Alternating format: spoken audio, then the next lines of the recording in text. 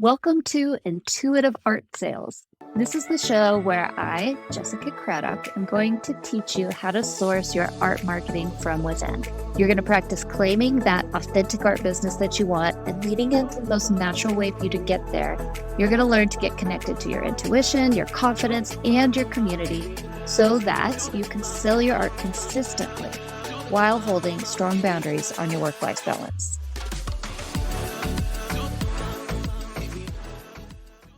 Welcome back to Intuitive Art Sales. I am here with Nathalie Duflos, who is an artist who paints figurative works based off of photographs that either inspire her or that she has taken that tell the story of her being in a life where she felt like she had to be a people pleaser, and how she is now working toward a life where she can really feel and that life that she was meant to live. She worked in a corporate job after getting her degree for about 17 years and was just really unhappy there. And now, for the past 2 years, has been a full-time painter, living the dream. Hi, Nathalie. Hi, Jessica. How are you doing today? I'm doing great. Yeah? I'm glad to hear that.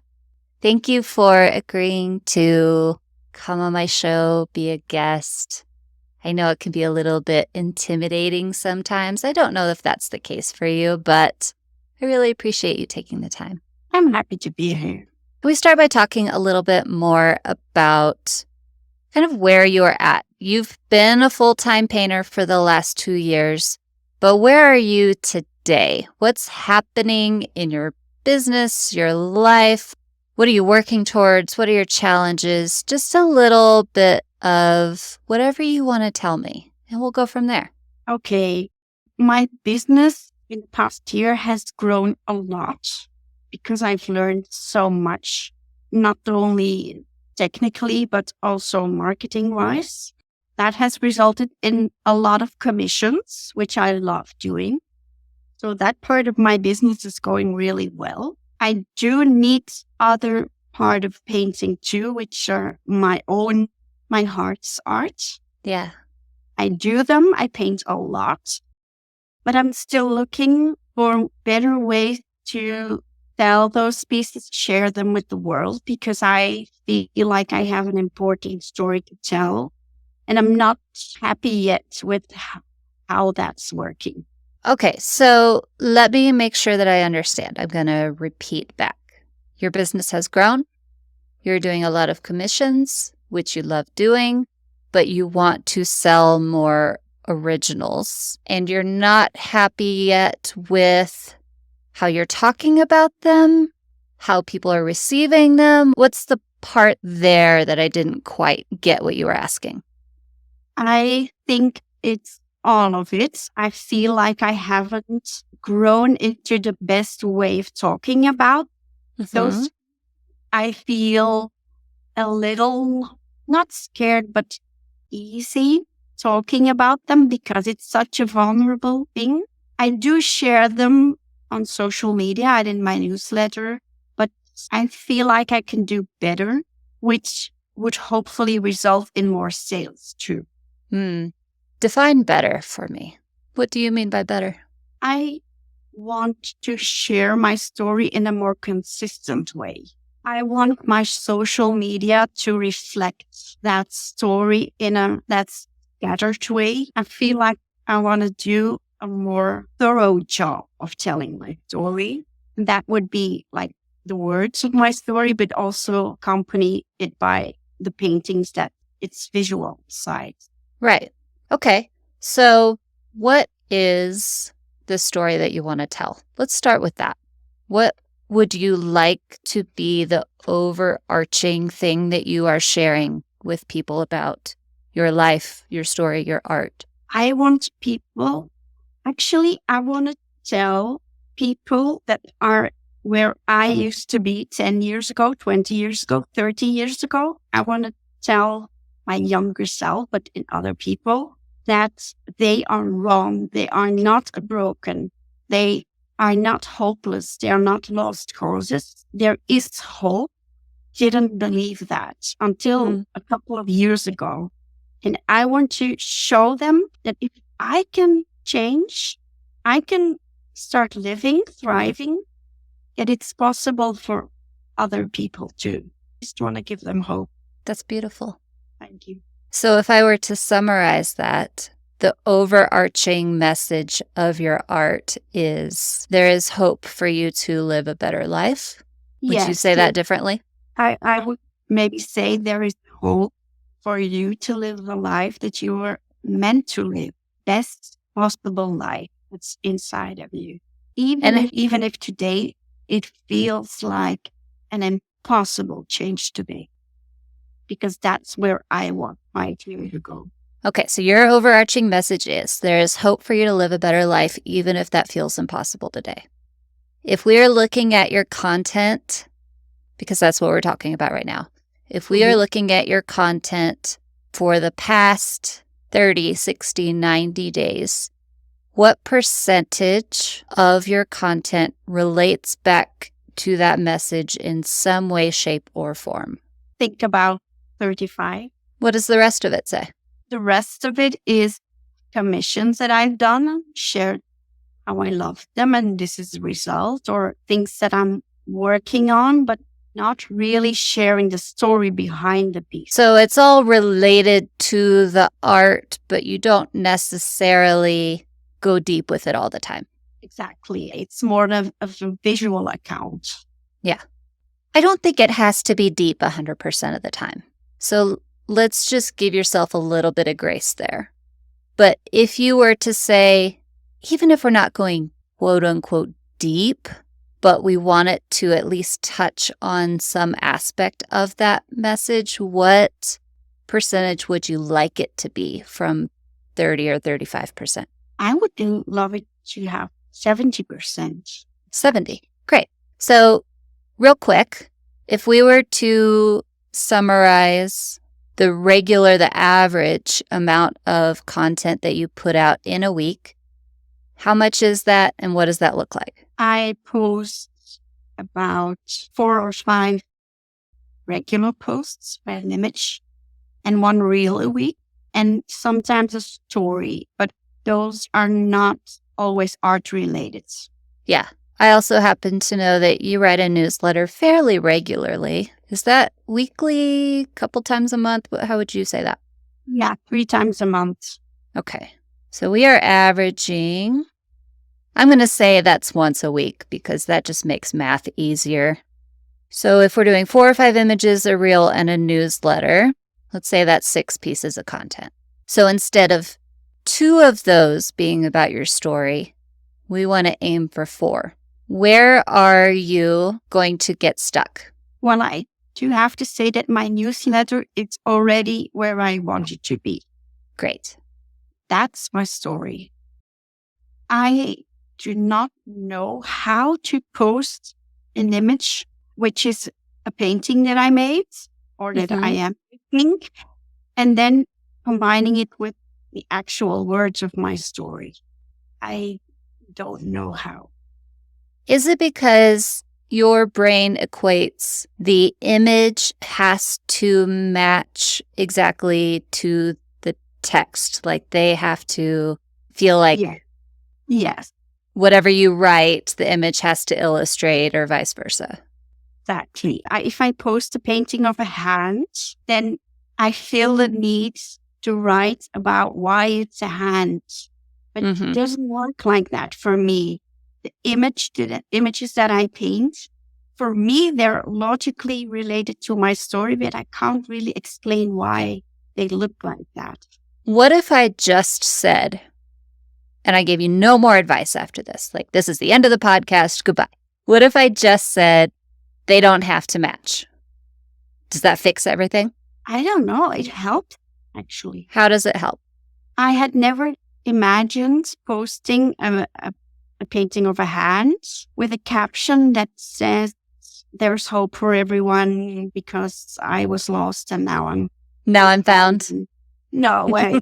Well, now I'm thriving, so that means it's possible for you too. I didn't know that. It sounds so silly. No, it's a really common thing. Okay. I would also like to say that some of my favorite accounts that I follow do exactly that. Can you think of any in your mind that just helps cement that idea that it's okay for you, that you enjoy following, where they might post a hand and not talk about the hand, but talk about thriving? Think of an actual account that does that, but I can imagine it being okay, actually. Yeah. Think about your newsletter. I happen to be very familiar with your newsletter. That's exactly what you do. You share an image, and then you tell some little anecdote about what you've been thinking about or feeling or a lesson you learned. It's not about the hand. Why is it different on social media? I don't expect anything to come out of my newsletter because I just love doing it. And I don't like doing social media. I have to force myself. And then I feel like because it feels like working, I need to get something out of it. So what if we made it less about working and more about playing, and allowed playing to be something that works? That would be amazing, because that's why I love doing my newsletter. Right. Yeah. I think the more outcome we attach to something, the more it feels like work and the less it feels like play. I've actually personally gotten into a pretty good rhythm lately with creating reels without caring what or why. It's more about just, I'm going to create a reel. And it has felt good. And people have responded much better than when I am attaching some sort of outcome that has to happen to it. Does that mean that I have no purpose to my posts? No, there's still a purpose behind them, but I'm just allowing it to feel like creative play. Can we do that? I don't know. I hope so. Well, if you can, maybe there's a way for me too. There's a way for everyone too. We just have to flip the way that we are thinking about social media from, I don't like it, it's work, to, what do you think when you write a newsletter? I feel the need to share something. And when I write it, because I love writing, and then I'm happy because I get to share it with people that I know are interested in what I have. So it's a joyful thing. Okay, so from now on, when we're creating social media posts, we are doing it from, I want to tell people something. I want to share with anyone who would be interested. Do we need to go more practical? Like, what does that actually look like? I'm already thinking about what would it look like. Okay. Because I'm thinking about recycling pieces of my newsletters into social media, but I haven't done it because I felt it didn't match the visual. Right. You have a lot of newsletters. You're really good at writing them. Could we make your very first post of this new era just a recycled newsletter? An entire one? Your newsletters aren't very long, but also it doesn't have to be an entire one. It could be a paragraph from it. So it would just be in the caption, or it would be a reel? Well, here's the fun part. We get to play with it. So, okay, let's be super practical here and just say you've got a typical 4 to 6 posts a week that you're putting out. Okay, so let's go back and pick out a newsletter, anyone. And for the first post, we're going to take the image from the newsletter and we're going to take the caption and we're going to repurpose it. That's number 1. And this isn't going to be necessarily every week, but I just want to show you that it's possible. For the second one, let's take a different newsletter and let's make a carousel. Do you know what a carousel is? It's okay. So it's basically an image post, except you post multiple images and then you write a caption. It's that slidey picture thing that you come across.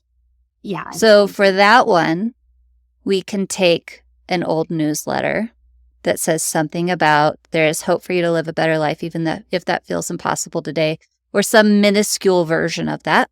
And we're going to put the text with a blank background, some sort of color, whatever color works for your brand, and write the newsletter over that block of color and post them as a carousel. So it's just words. So then we don't really need much of a caption. Might be one sentence or something. And then for the third one, we're going to do a reel.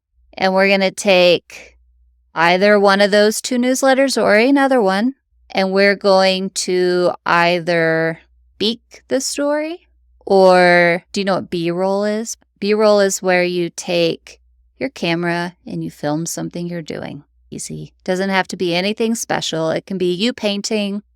It can be you cleaning your studio. It can be you going for a walk. It can be you playing with your cats, whatever that is. And then do a voiceover, basically restating the thought behind some newsletter. Okay. So let's call that one. Reel, B-roll, voiceover. Let's do another reel. Let's do one where you're talking to the camera. Again, restating an idea from a newsletter. So this week is all about playing with, you're already comfortable with the newsletters, and you do a good job with your breaking it down into one little thought and sharing it and being vulnerable, but having a point to it. Yeah. For your 5th one, this is where I want you to pick an image of something you're working on. And you actually have access to that PDF of like 15 different ways to show one piece of art. So you can take an image you already have, or you can look at that doc and pick another way that you want to take a photograph of it. And then you're going to pretend you're writing a newsletter, but you're going to write a caption that's unrelated. That is actually the assignment. Okay.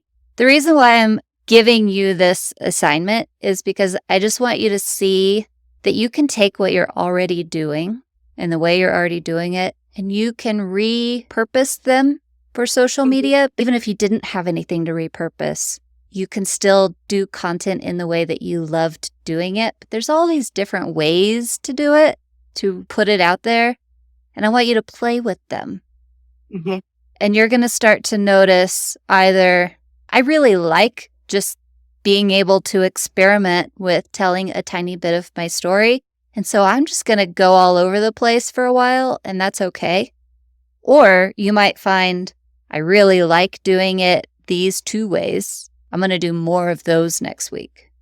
Okay. Yeah. Neither way is wrong. I am currently in experimental phase. I'm like, I don't have a particular, like the other day I tried green screen. The other day I tried speeding up some video of me like resetting the visuals behind my desk. I tried writing on a piece of paper and then zooming into it. Like none of them match. And that's okay. Eventually, some of them will stand out to me and I will do more of those. As I see, one, what I like doing and also what people react to. It's like your art.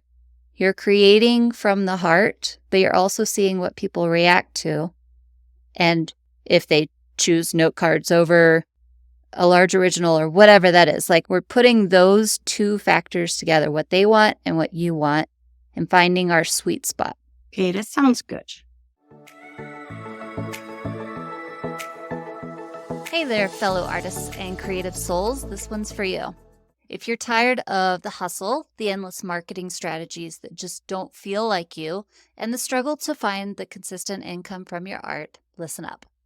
I want to introduce you to the Consistent Income for Artists program.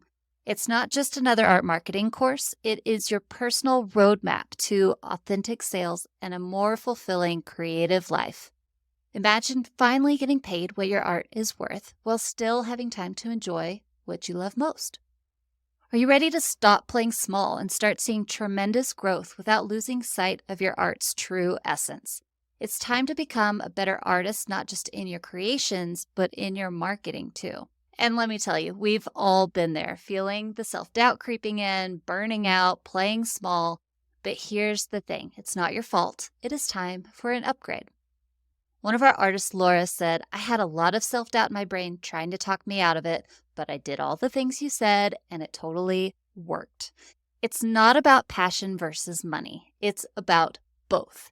So join us and discover the secret to selling your art authentically, building confidence, connecting with your dream buyers and creating a structured yet flexible marketing plan. I'm Jessica Craddock, and I have helped countless artists like you make 3 times more in their art sales within the first year.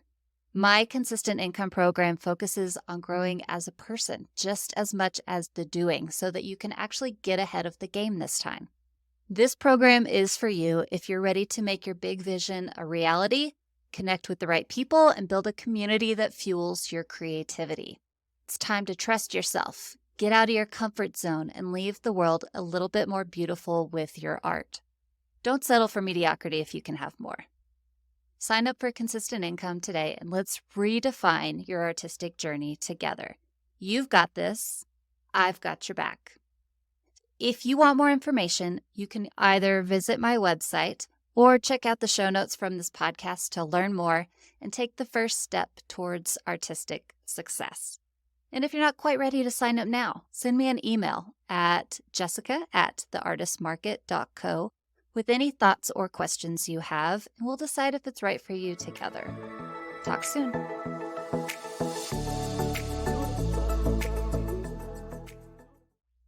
Do you want to break down there is hope for you to live a better life even if that feels impossible today? So It feels easier to talk about? Or do you feel like, I think I pretty much got it? I would love to break it down because it feels like a big message. It is a big message. Yeah.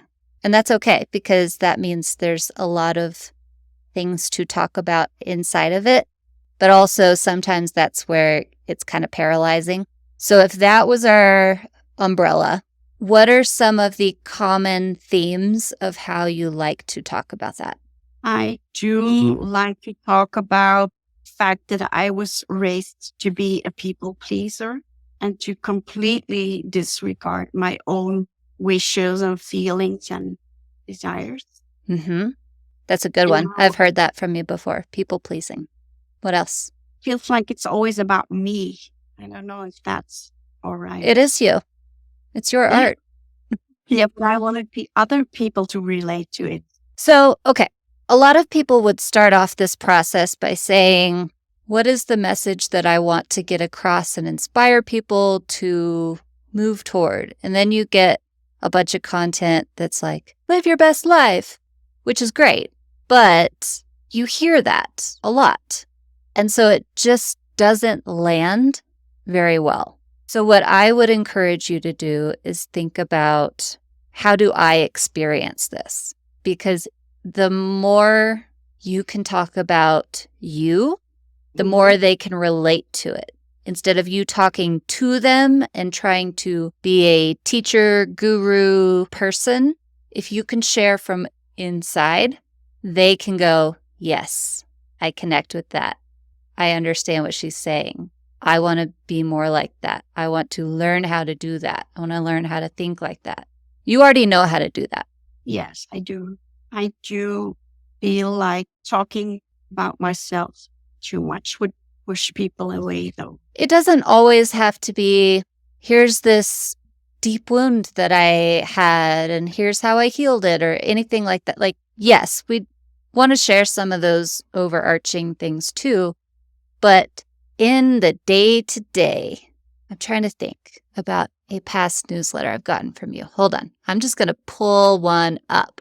All right. The last newsletter I got from you says, that kind of person. Is this okay for me to share? Yes, of course. Okay.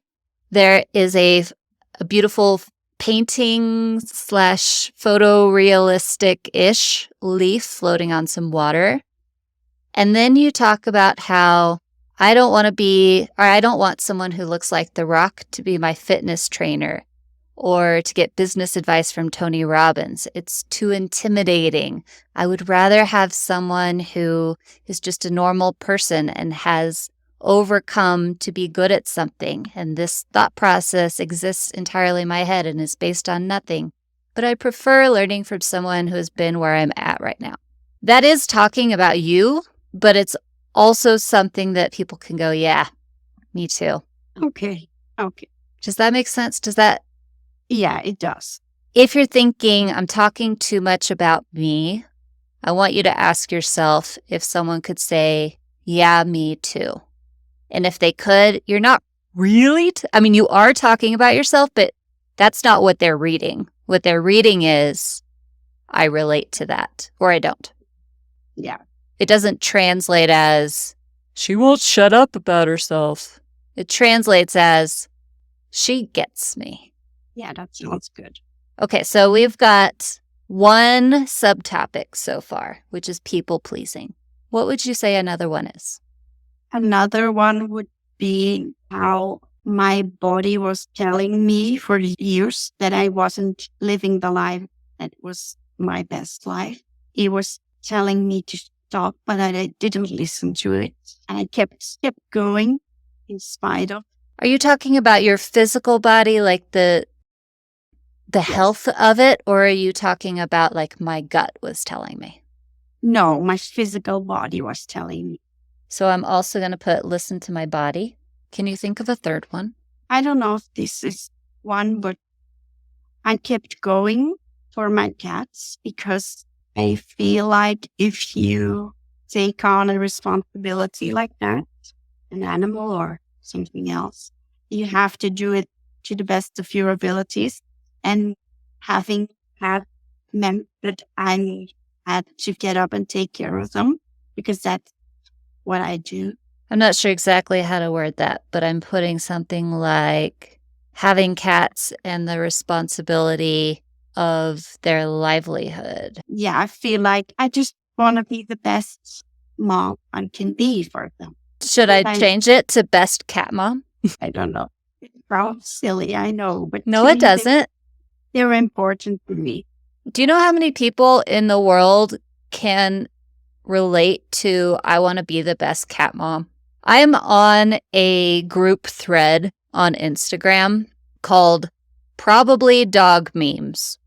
It's just a bunch of my friends that randomly see funny animal crap on Instagram. Not even necessarily funny, but things related to animals, and send it to each other. There are so many people who love dogs and cats and like just want to watch them and think about them and care about them and how do other people do it? And oh, that was a funny thing that yours did. Like, yeah. You may feel funny saying it, but I'm just telling you, if you don't know already, and I bet you do now that I'm saying it, there's this whole subculture of people who feel the same way. Yeah. Every time we're on a call together and your cat walks across the desk, everyone goes, oh, look at the cat. It's so cute. Don't they? They do. Yeah. They do. Okay.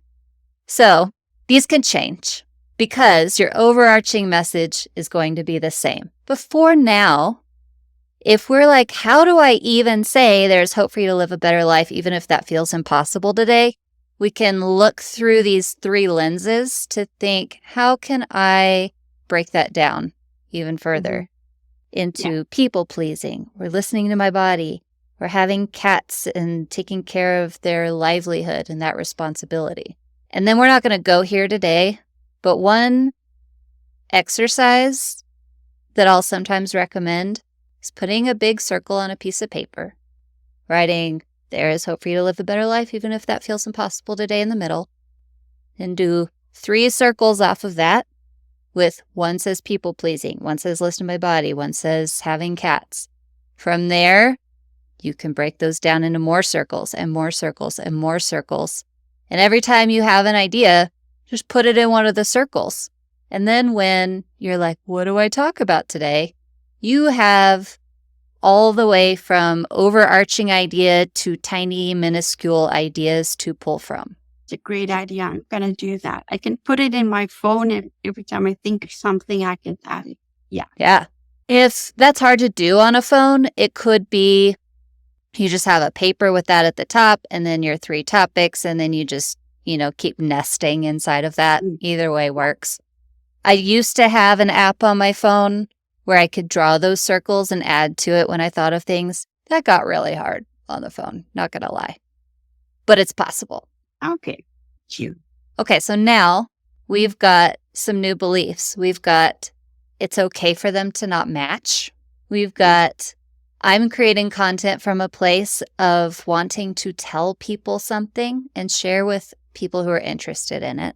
We've got a foundation of a newsletter that you already like writing and already know how to do and have a lot of practice with. So we're going to experiment with 5 different ways to put already written content out there again, just so you can kind of start to get a feel for it. And we've got some subtopics that we can use as a lens when we're kind of running low on ideas. What else do you need? I'm happy. I don't think I need anything else.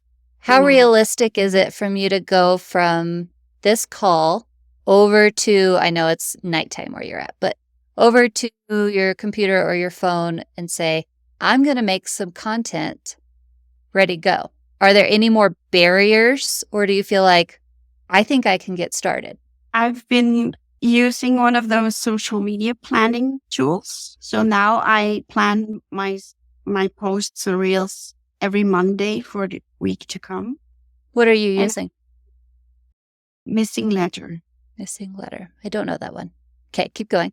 And that is helping me a lot because then I know the rest of the week I don't have to worry about posting things. And I think a combination of these post ideas and that tool is going to help me a lot to make it feel like less work. How, just out of curiosity, what does that tool do for you? I write my posts in there, I add an image, and I plan them in the calendar. So it's just a scheduler, basically. Yeah, it's very simple. You are in my consistent income group. So you have access to this tool that you can use, which is the social media post planner, which I think might even help you further. It's the consistent income content planner 3 topics. So when you go in there, you can put those subtopic ideas into the 3 main content topics. You can even break them down into 9 from there. And then when you go over to the planner, you have I don't know how many are in there, 50 or 60 different prompts about how to talk about those things. And it also suggests different types of posts, like different ways to show your static image or your carousel or different types of video that you can use. So that even if you only had one idea in there, you could create, I don't know, 30 different types of post from that one idea, just using different photos and different video ideas. Yeah, that's going to be helpful. So I would recommend using that in conjunction with your scheduler, because that seems to be working for you, just to get the juices flowing. Yes. And I think you might actually end up really liking posting on social media. That would be wonderful. On a scale of 1 to 10, how realistic does that sound to you?